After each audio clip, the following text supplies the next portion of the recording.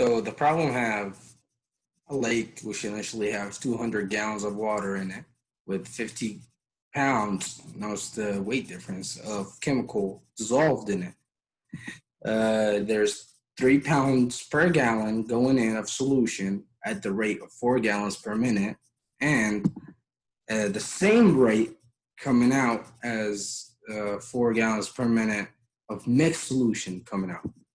Okay, so A, set up a differential equation modeling the amount of chemicals in the lake. Okay, solve the differential equation. And C, we want to know the max amount of chemical ever in the lake. Okay, so we draw the picture representing the lake because that's very important. We have to know how it looks. So you see 3 pounds going in at the rate of 4 gallons. The same rate coming out as 4 gallons per minute. You see the 200s already there and all that. We have to make a variable notation to represent the time of all time, like at all instances. For example, QT now, Q of prime T, it's the equation of everything happened at each time at any given time. So now, since there's a lot of different weights, I have to make it all to one weight. So I chose to pounds. So instead of gallons, I just converted to pounds. So that's why I multiplied it like this. So negative 4 gallons, because it's coming out, that's this rate, times the whole thing, which is 1 over 200 gallons, times Q of T, which is the weight of the whole thing, the weight. I don't want this just for later on to find out the weight of the whole thing. Plus 3 pounds over gallon times 4 gallons divided by a minute. That's the rate of which it going in. Now we do the equation after we just do the algebra here. We go back down here, and that's the answer for A. That's how we got it. Just multiply the whole thing after converting. And now Q of 0, we know is 50 because that's initially the chemicals that's already in there. That's why we know. Now we go down to solve the equation. Right here. We use integration factor method. Real simple, just move the 12 to the other side. QT of prime plus 1 over 50 QT.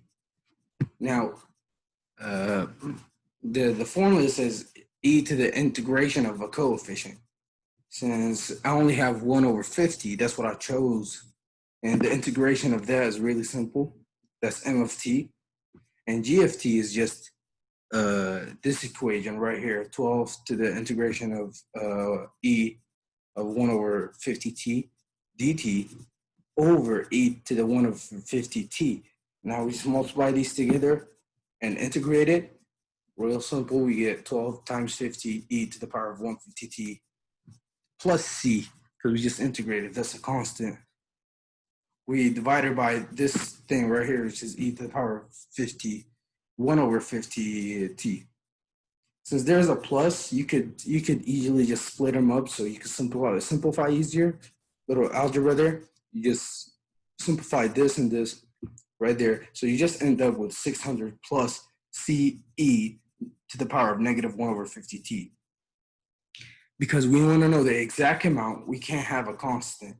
So we have to find out what C is. So since we already know the initial amount that was already in there is 50, we plug it in instead of the t right here, and we get a 0. 0 to the power of e to the power of 0 is just 1. 1 times c is just c. You just do the algebra there. We know that c is negative 550. Plug that back into the equation, and that's the answer right here for B. So the max chemicals in the lake should be, or ever been in the lake, is 50 pounds. Because when I graphed it, here, let me share my screen. Let me share it real quick. See, when I just put the equation in here, I graphed it and I only got 50. That's how I know. You can do it either way, but there's the other way with what am I call it? just taking the derivatives, I think. But that's the easier way that I've learned. And that'll be all.